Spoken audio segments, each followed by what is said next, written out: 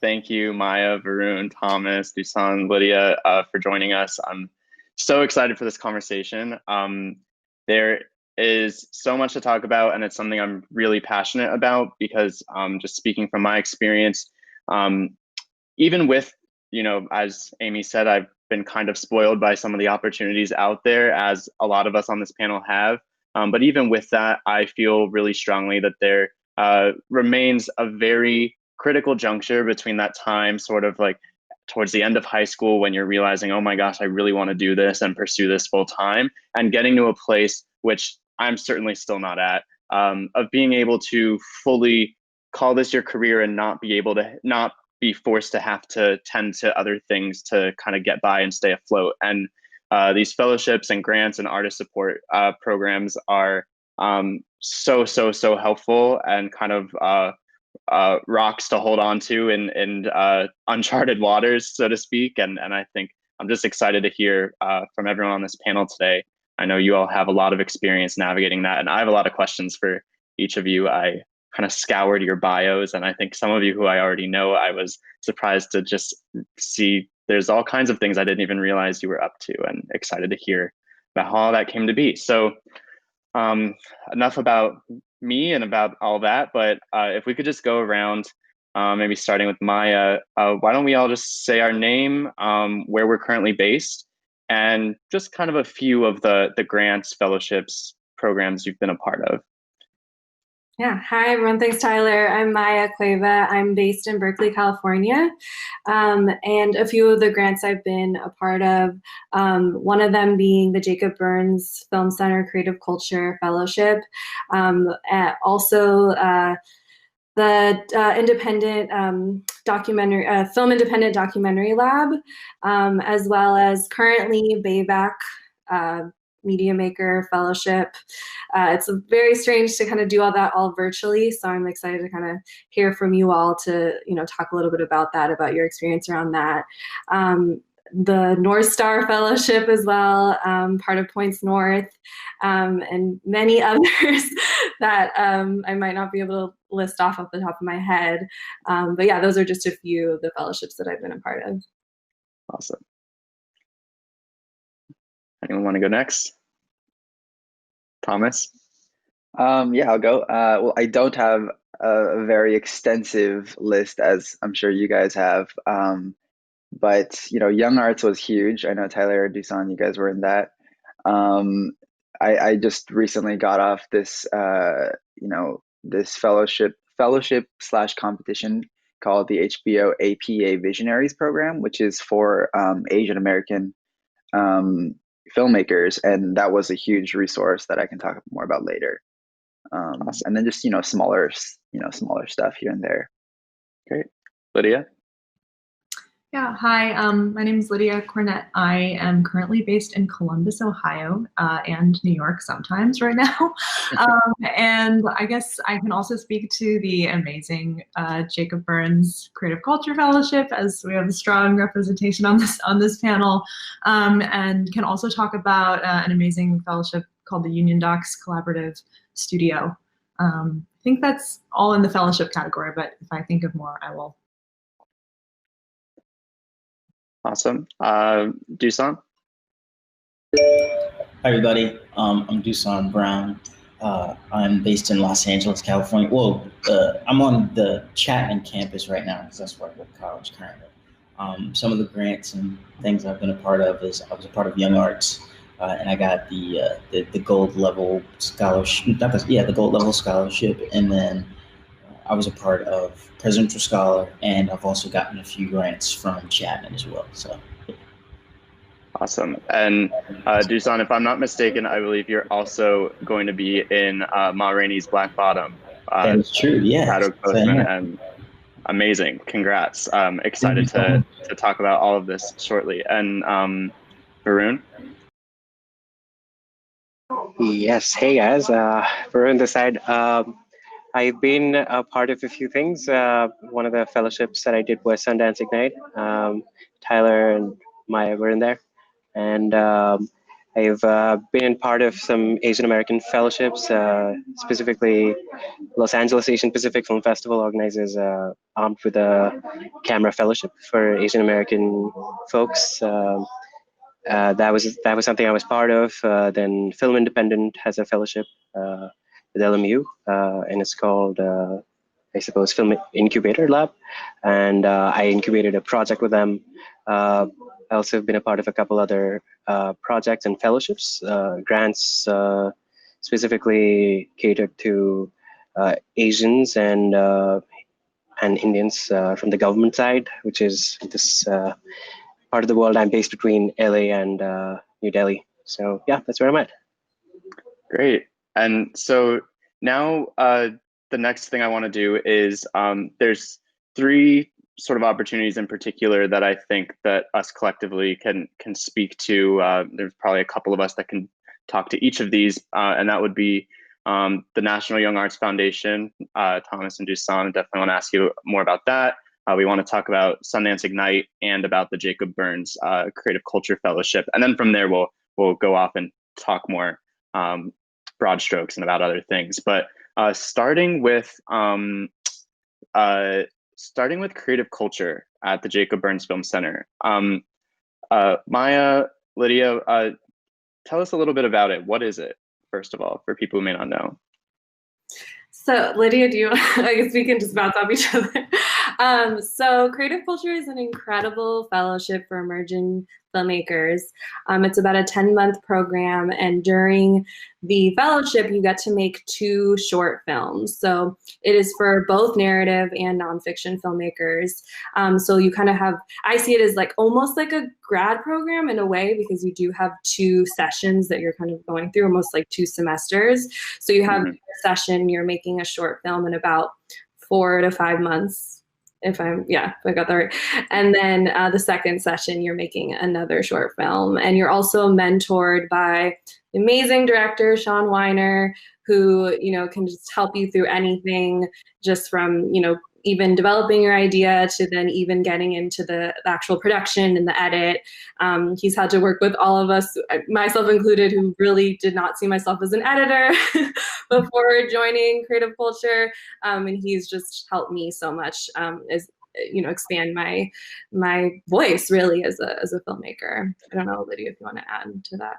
Yeah, I mean, Maya really gave a great explanation of the program. I would add that you start with this one program that you apply to. You propose with one project, and that's the project you're making that first semester or session, and then you do a second project, which you sort of come up with throughout the year that you're spending there. And I think a lot of that lead up to the second project and thinking about sort of the second film has to do with the experience of the first semester, where you're meeting weekly with, I think it's 7 or 8 other fellows, and you're sort of, connected as this collaborative group. And, throughout the first semester, it's, I think, a big emphasis of the program is on collaborating, pairing people together, helping each other out on shoots, in the edit. And so by the second semester, those relationships have really solidified. And so you're thinking, I think, about not only your next project, but also your new community that you're a part of and how they can be integrated into.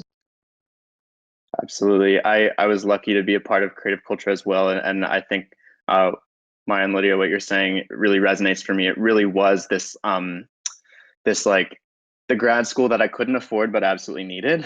And it was this, and also in so many ways, I had gone to undergrad at NYU film school, and still, I was really so lucky for that opportunity. But at the same time, to be candid, just didn't find the intimate community I was hoping for, people that you could really work alongside, a space where competition was out the window, and you really just cared about helping one another self-actualize, as storytellers. And so, what you're saying really resonates for me as to how that experience was for me as well.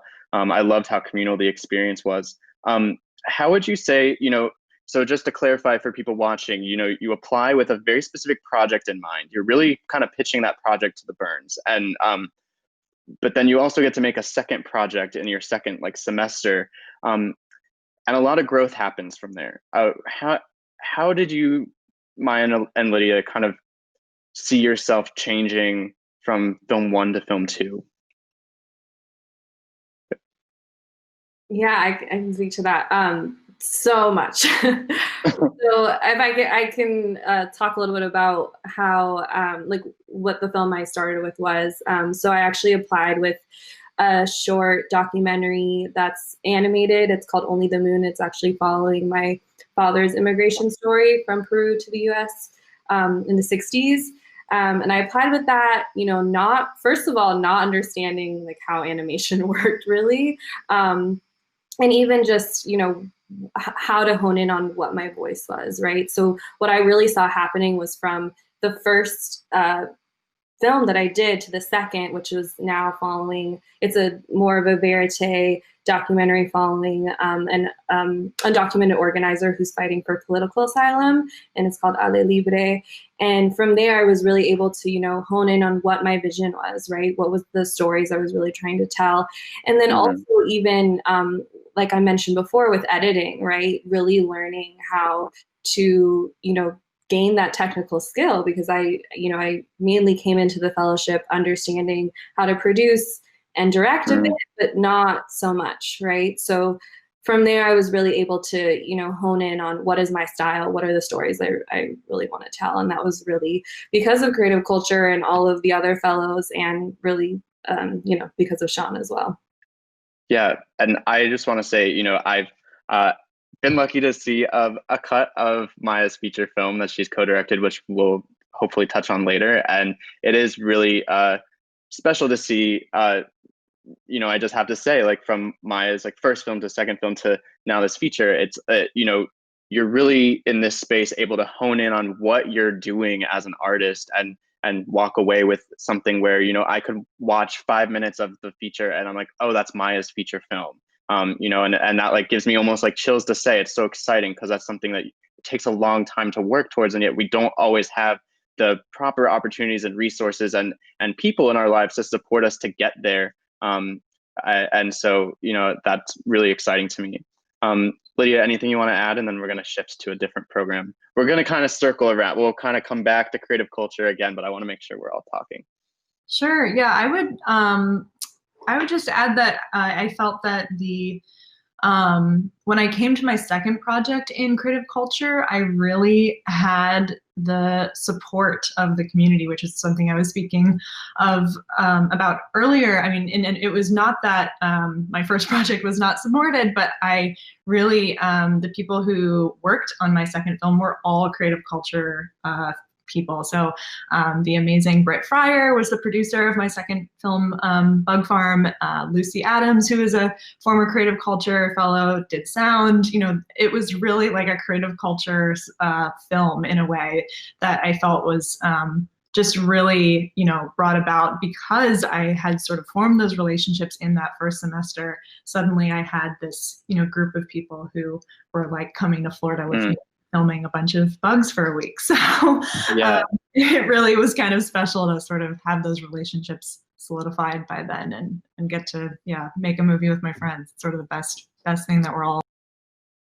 Totally. And that's such a special thing that I just want to say to anyone watching who, you know, may have some kind of self-doubt or trepidation around, you know, well, what happens if I don't get one of these opportunities? Like, what do I do right now? And it's all of these opportunities we're talking about today. It comes down to community building. And so finding your people who you're all kind of down for the cause. And I always like to say, you know, it's like, it's the same thing as like when I was a kid and my neighbors and I would play kickball together for fun on the weekend. It's like, if you can find people who have that spirit of like, let's all go film bugs and like let's like go like film together with our camera for a weekend and help each other out and like make each other's projects come to life.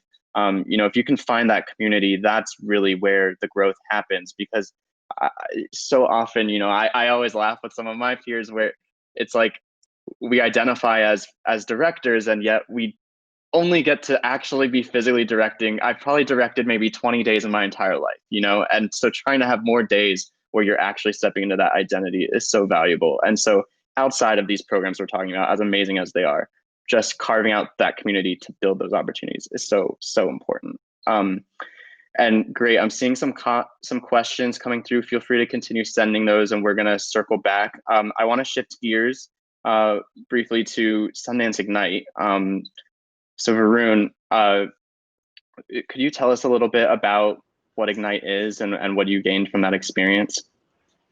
Yeah, absolutely. So Sundance Ignite, it's a great program. They do it mostly every year, annually with Adobe. I think they're still partners on that. And I think I forget what age group it is now, but it used to be under 25, and you were supposed to send in your short films, I think under 10 minutes or so. And they choose Sundance is just known to choose a really vibrant group of people. And that, I think, in itself is why that program is so successful, and Sundance is so successful in itself. What I've gained from the experience is, I don't even know where to begin. It's really life-changing, as they say it. It opens up a lot of doors because it obviously gives you a lot of validation for your art, which is super hard to get. An uphill battle with so many people who are, hustling it out every day. But more than anything, I think it's also the experience of really getting to know all these people. I mean, we've still remained friends and collaborators, and continue to do the kind of work that we want to do. And I think Sundance Ignite as a program gives you a mentor that you work with for the year, but it also kind of continues sometimes.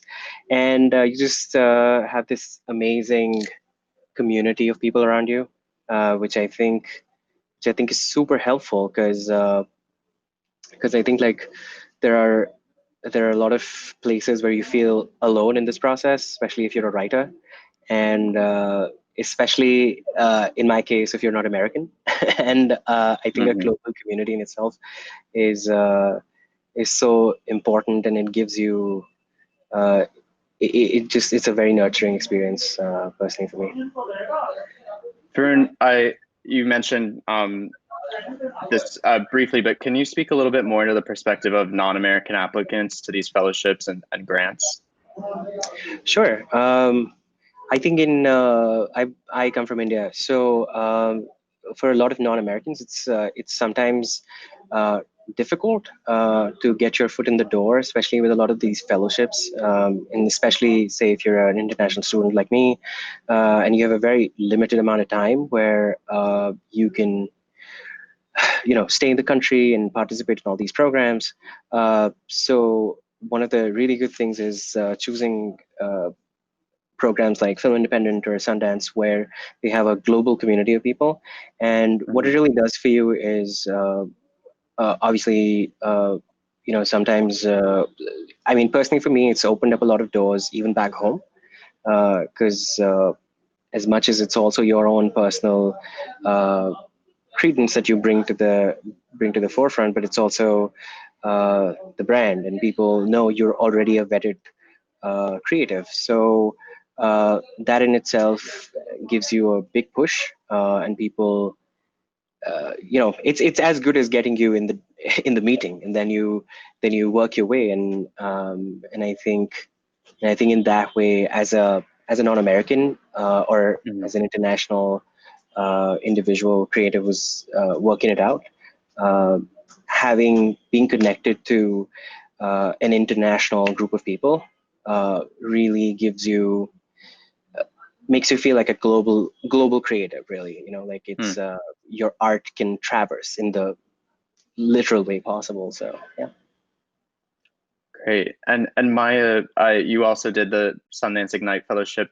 Could you talk a little bit about the mentorship component and how that was useful for you?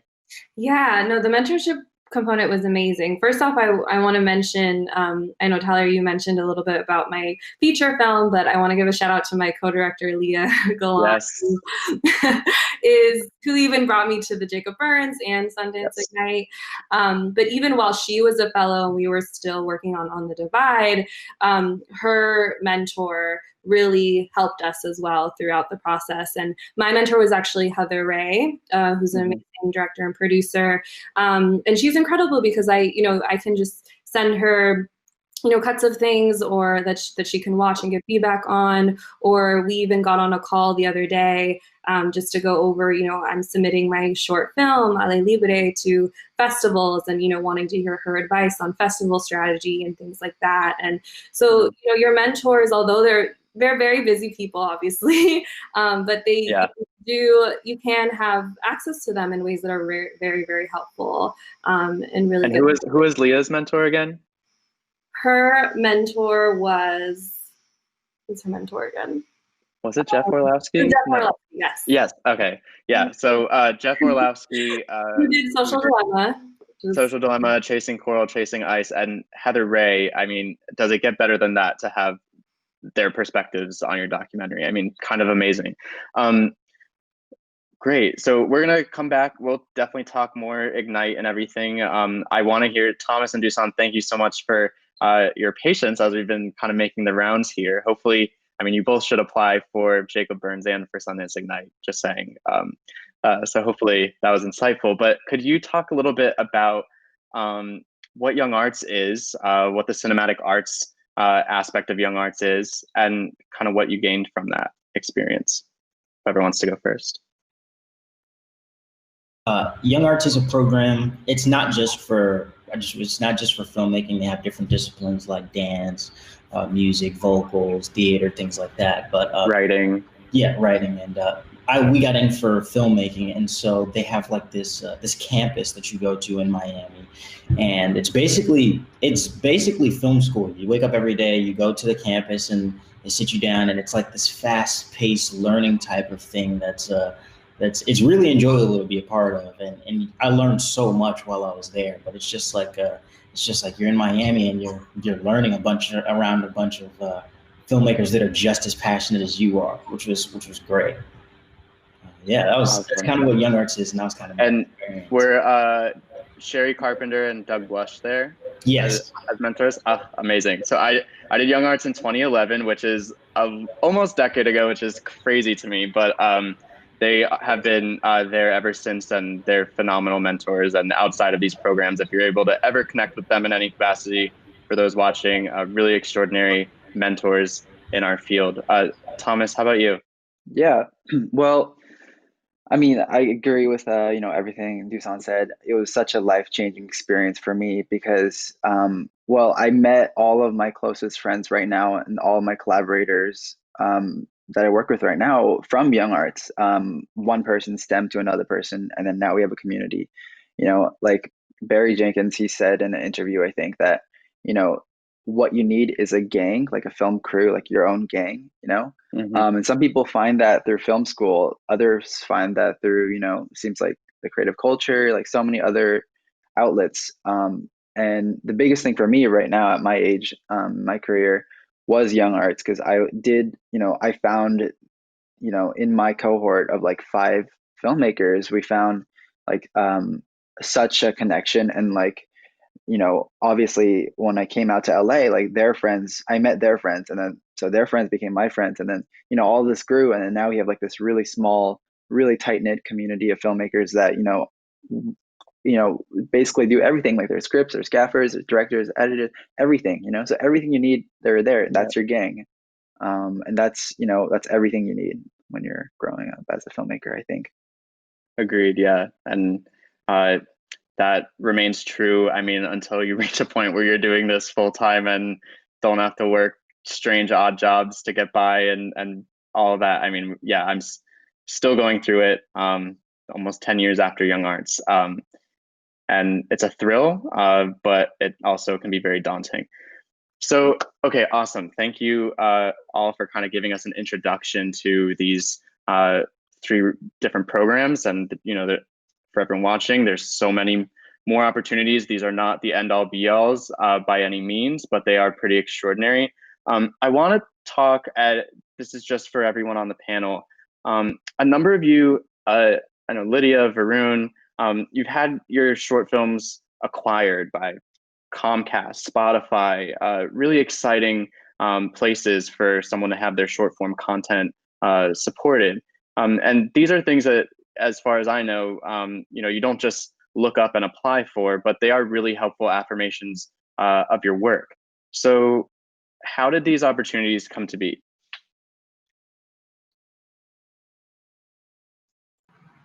I can start. So yeah, my film Eve and Variation was acquired by the New Yorker's new documentary series, and I mean, just to be like very candid, and which I feel like we all need to be in this industry, I did used to work there, so I do know the folks who are at the New Yorker, but I actually have helped a couple friends since get their films acquired, and they actually are one of these outlets where you can just apply and send your film to their submittable, and they I know from working there that they track every submission, they watch every submission, 3 people give comments on every submission, and it's I think they're sort of responding to sort of the other like short doc platforms out there, like Field of Vision or formerly The Atlantic, and they're trying to sort of develop a curated platform. And so I would encourage any short doc makers out there. It's sort of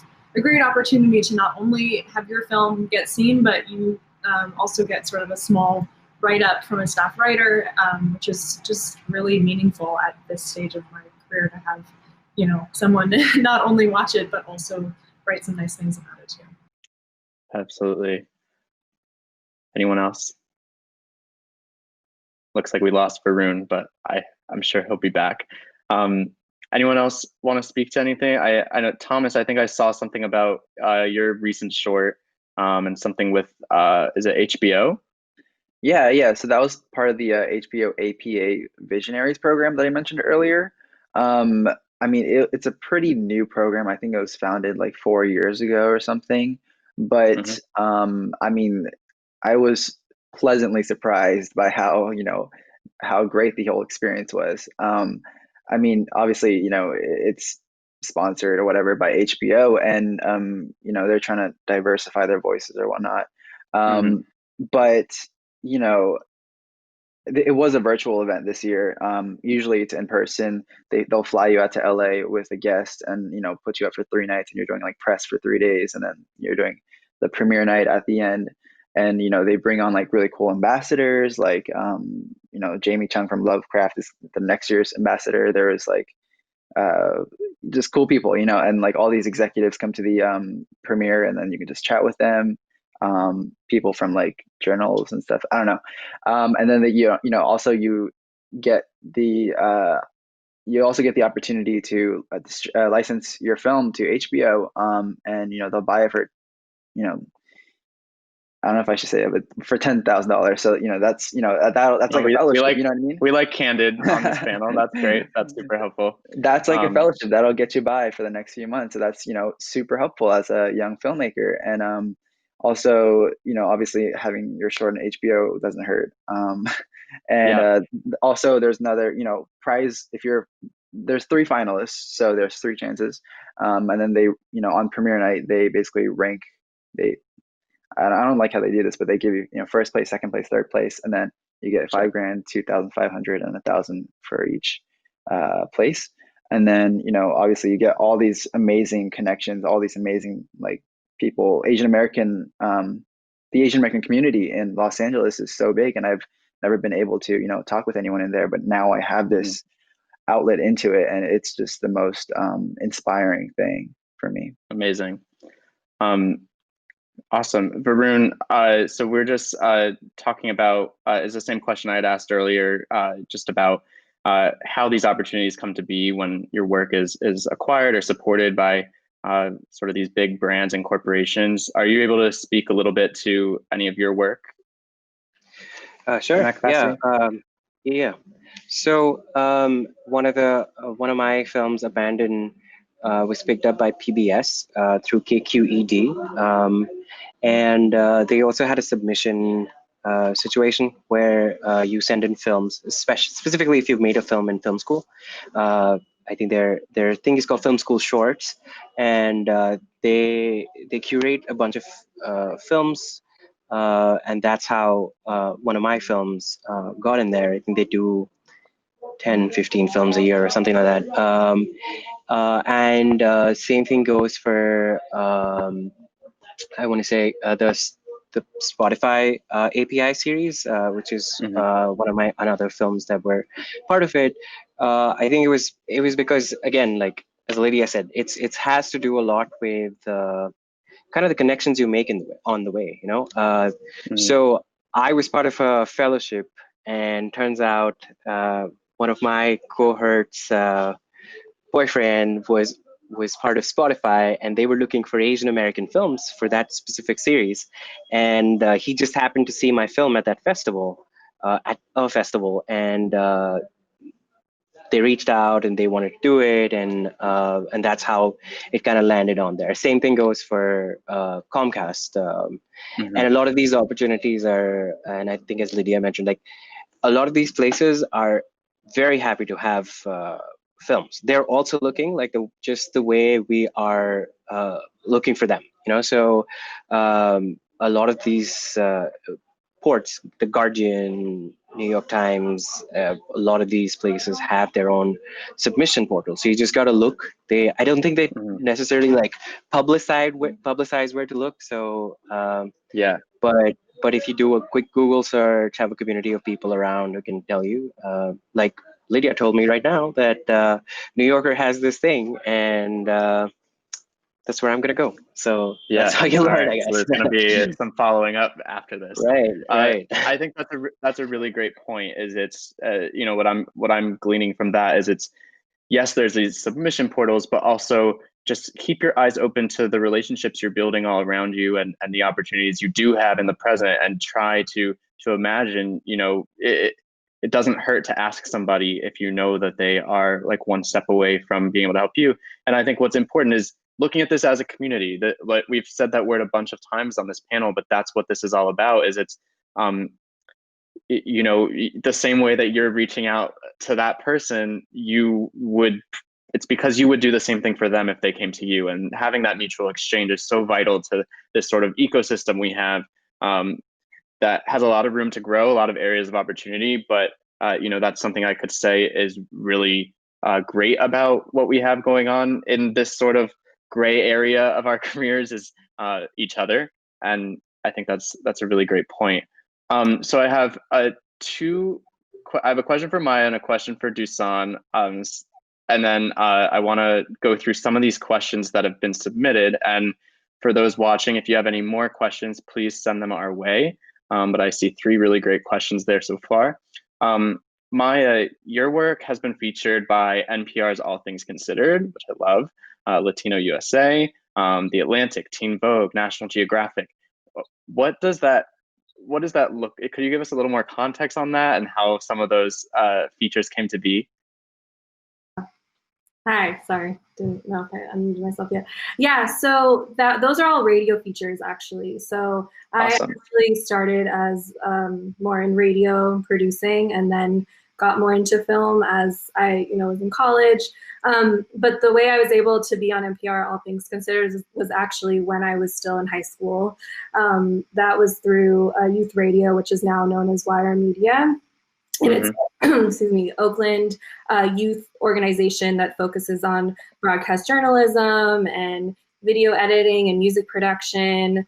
So that was something I actually went through while I was in high school, and got that training really when I was like 16. And then from there, went back after school and ended up working there as an associate producer.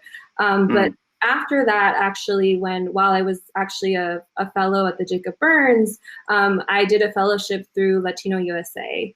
And so that is also a show on NPR.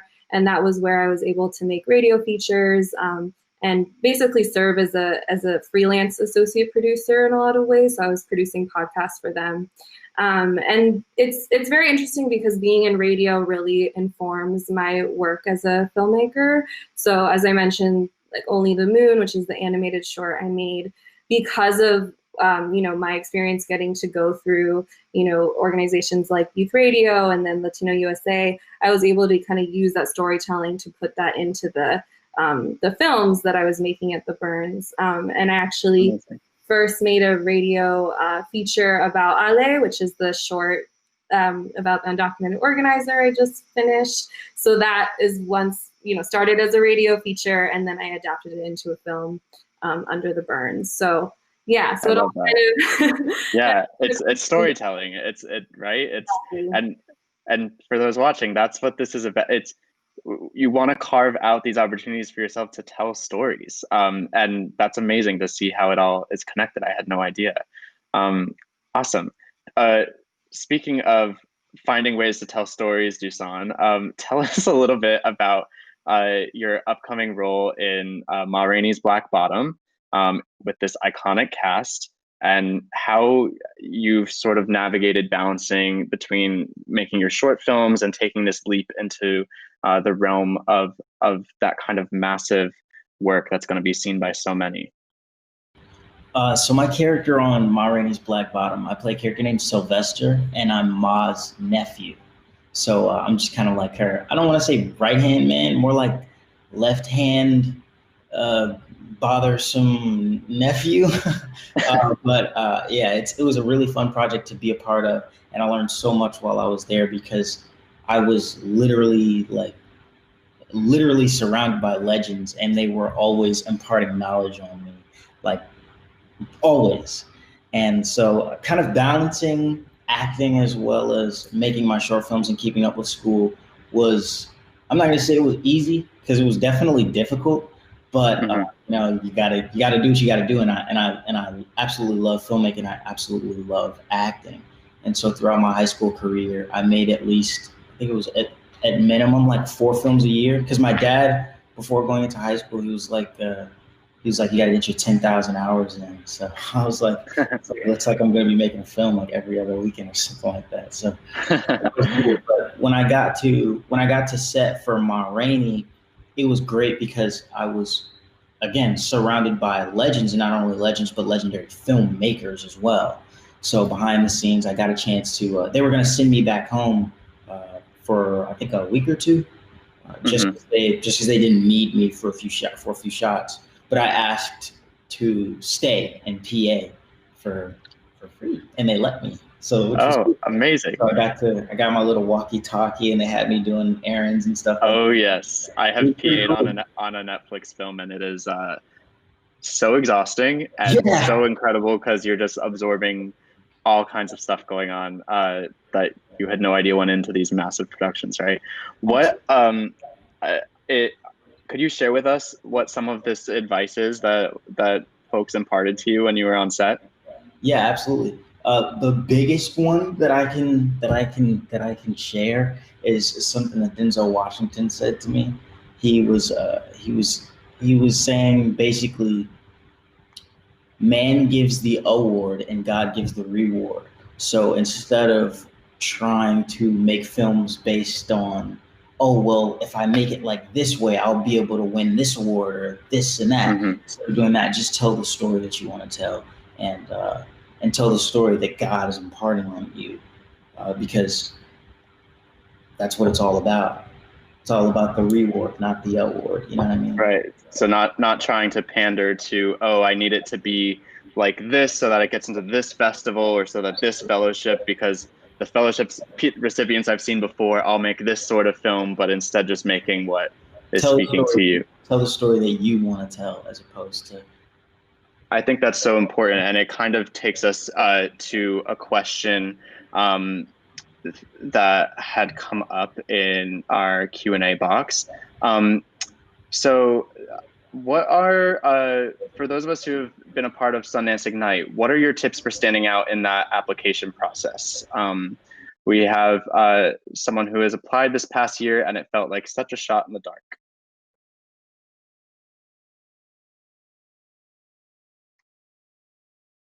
I can start. I don't know if you want to go too. Yeah, I think one of the main things is, really making the story you want to tell, first off, right? Like Dusan was saying, starting with, you know, what is your intention as an emerging filmmaker, right? What is the story you want to put out there? And I think it also does help. I know Lydia mentioned this. This is, you know, pretty transparent, but it does help to, you know, start off in a fellowship as well, to kind of get recommended in the Ignite world. So, you know, having been through the burns, that definitely helped us to be able to get recommended in Ignite, and help our film stand out. That being said, that's not the only way.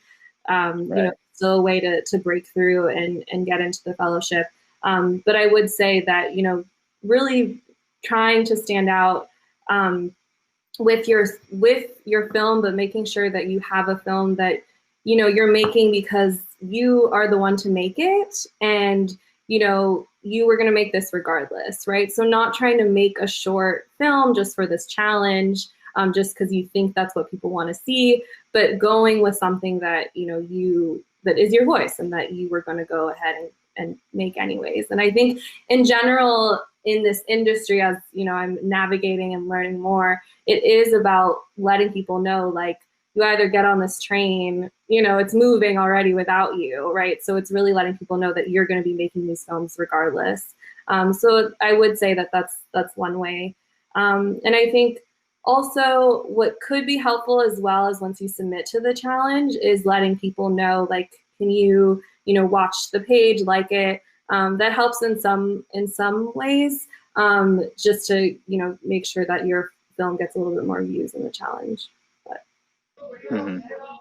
Yeah, that's great advice. Varun, any other advice to add to that? Just pretty much very similar to what Maya said. I think there's a hunch with a lot of filmmakers, especially say if you're a person of color, you think that, like, oh, maybe, you know, I'm supposed to make it a certain way. If you're an immigrant, you'd be like, let me just force myself to tell an immigrant story. And I think that shows up, you know, like nothing. They don't say it. They can see it through. I think, like, if you have an authentic story to tell, I know that was something that I did, a story that this very tiny story in this niche community in India, and again, like, I don't know if it's going to play, if anyone's going to see it, especially if anyone's going to understand it. So I think if you have the right intentions, if you're very honest about your work, and you know your own motivations, it's going to get you success. And I heard somewhere, like, you could, and this probably stands true for everything from every grant and fellowship, or even film festivals, that you need to believe in the eventuality of your success, and embrace whatever success looks like. So keep redefining, be relentless, and I know that's what I try to do even now. Absolutely. And gosh, that rings so true to me. It's just, I think, just the way that the industry is structured, there's such clear markers of success that are really all kind of a sham. And I think that it's so important to reevaluate what that actually looks like, and that you will get to where you're supposed to go. Really important just to remind ourselves every day. Yeah, I think that one thing that I've noticed over the years with the Ignite fellowships, and something I've really come to appreciate so much, is that they do such an amazing job, in my opinion, of putting together a group of fellows where, when you look at those films, it is their truth, like, embodied. It is like, no, it is so specifically their voice, and that voice is so special. I mean, all voices are special, but it is so articulated in this way that is just like from the soul, and it's not from somebody trying to be anything but who they are and what that story is, that's just rattling around in them, that has to come out. And I think that is why I'm so passionate about that program. Is you know, every year without fail, I mean, they just do such an amazing job with that. And so I think that if I were somebody who was working on a film that I wanted to submit to the Ignite application, I would just really check in with myself and make sure that was nothing else driving me to make that film other than my truth, really. So hopefully that doesn't feel too vague, but I just think that's what it is. And the rest will kind of follow. I want to move on to the next question. Although if anyone else has advice about young arts or Jacob Burns, we'll hopefully get to that as well. But do you think it's necessary to have a large body of high quality work in order to land a residency or fellowship in general? Lydia or Thomas, if you want to take this one. I can speak to that. Yeah, I would say generally no for the large body, but I do think, I just can speak to the situation of like my applying to the Burns. Like I applied with, and I imagine a lot of people apply with like a film that they made in undergrad, and then a film that I made after undergrad, where it was like a little, I would say, more rough around the edges, but still could sort of demonstrate sort of a style I was interested in making. And I mean, one of the best, and something that Sean, the director of the program, will sort of mention is sort of how he saw that and then was able to pair me with an amazing cinematographer, Kervin Marseille, who works with a lot of fellows at the Burns, who ended up shooting both of my Burns projects and is, now a really trusted and valued collaborator for me going forward. And so just going back to the question of the body of work, though, I think it's sort of important to have work that demonstrates that you, as Maya said, like the train is moving and like that you are doing this regardless of getting this fellowship or not. But, at the same time, being in a position that isn't too advanced, I would almost say, and sort of showing that this is what I've made in my limited time and resources, but this is sort of but this is where I'm looking to grow, and this is, maybe can speak to like a potential that I might have through the program. Absolutely. Anyone want to add to that? Thomas? Yeah, well, so I agree. Like, I don't think you need a large body of work. My motto when it always comes to filmmaking was put all my eggs into one basket. It doesn't work for everyone, but for me, that's what's worked for me. When I was making the stop motion short that I used to get into young arts, all my friends were making like a bunch of quick shorts, and that's a great way to learn. But for me, what I did was I worked on one short film for the 4 years I was in high school. Every single day I was working on that one short film. It was a stop motion. I was doing every process of the filmmaking myself, which was why it took so long. But I also think the combined, I guess, benefit, or not the benefit, but the product was a better representation of a more complete me that I could show to these people. And they know that you're not going to have like $1 million to shoot your short film and like a bunch of money too. They know that you're young, so just showing like you said, Tyler, what's honest, what's you, and the best version of you. That's, I think, what's important, and what they're looking for. Awesome. Dusan, how many films do you submit to Young Arts for anyone who may be interested in applying? And similarly, do you think it's necessary to have a large body of high quality work, or one film in particular? What's your thought on that? As far as for me, I think for Young Arts every year I submitted at least one. For me, my thing is you should treat every short film or every film that you make not necessarily like, oh, this is just a short film. You should treat everything you make like it's the last thing you're ever going to make. So if that means you're going to shoot a little thing with your friends just over the weekend, that's cool, but treat it like it's the last thing you're ever going to make. And if you do that, your intentions will shine through automatically because you're putting so much passion and heart into whatever it is that you're making or whatever it is that you're doing. And even outside of filmmaking, treat everything you do like it's the last time you're going to do it. Because normally when your life is on the line, you do your best work. When you're stressed at 2 a.m, you're writing your best stuff. I mean, yeah. Great. Yeah, I want to emphasize to those watching that you really, like, if your work was absolutely flawless and you're just like ready to make that first feature or whatever, or then these programs probably aren't really the ones for you. Like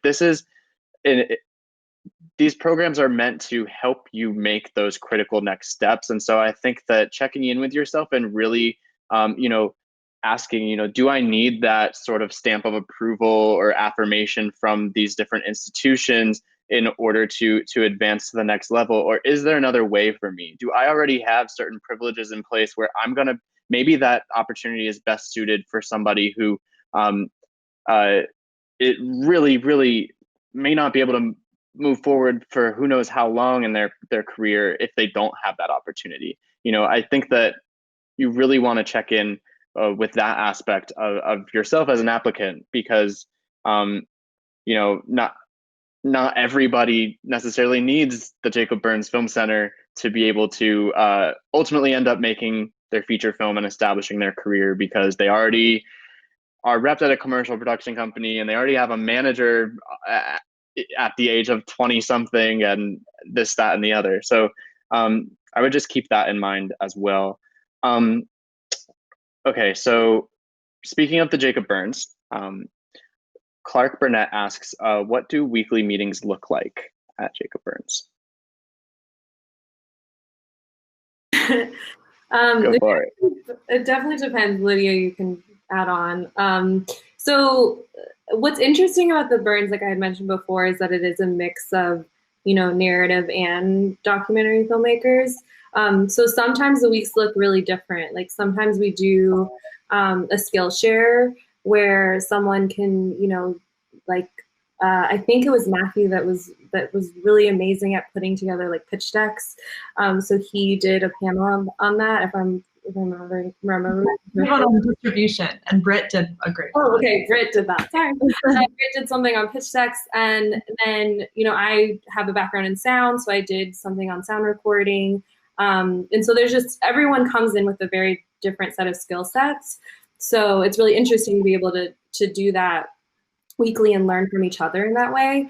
And then there will be other times that, maybe we'll be doing like a script reading or something. So if one of the narrative filmmakers has, finished their script that they're going to be using for their short, we'll do like a table read and we'll read it and we'll give feedback on that. And as a documentary filmmaker, that was really helpful for me, because at some point I want to break out into narrative. And so I'm learning from my peers of, how to do that really. And I don't know if Lydia, if you want to add other. Yeah, I think, it really depends on what stage we're all at collectively in the films. And so it's sort of following the different processes of both, narrative, documentary, whatever in between, where someone might be at their point in the film and what would be helpful to them on that given. Awesome. Yeah. And when it comes to the application for the Burns, is it necessary or important for you to propose films about subjects in New York? No, not at all. It really depends on, your, first of all, your budget, where you're willing to travel, and where you can really feel like you can complete the film. So, I mean, as for my second short, mine was based in Arizona. So that wasn't a requirement. But I think what's important and what Sean likes to look at is that just to make sure that you can actually be able to complete the film in that time. So, traveling internationally might be hard, but I know Lydia, you were able to do that. So it's possible, but just, keeping in mind, what you're able to do in that amount of time is important. Yeah. But New York is not mandatory. Yeah, I remember Crystal Kai's short Edgecomb, which was played at Sundance and was done at the Jacob Burns when I was doing it. I remember she was traveling to North Carolina with her DP back and forth and made that happen. So yeah, as long as there's a plan in place, I know David Hutchinson had asked this question, as long as there's a plan in place for how you can realistically make it happen during that semester, then you should be good to go. Varun, was there something you want to add? Yeah. I just wanted to add, as a person who's been rejected from the program a couple times, I think I bring in a couple different points to this. I think Sean, I think, is really helpful. He also sometimes tells you why your application. I know my application got rejected because I didn't specifically have. I was using kids and children, and I didn't necessarily specify how I'm going to be using. Actually, it was infants. So, and we had to shoot in India. So that's still going on, and it gave me a great perspective because going forward, I think I added that to my application. So if you're planning an application for Jacob Burns, learn from my experience and try to put your best foot forward, and really, like Maya said, jot down a plan. Like, how are you going to execute that? So. Okay, almost right on the dot, an hour. Thank you all so much for. Thank you so much. This was such a great panel. Thank you, Tyler. Thank you to all of you. This was a great discussion.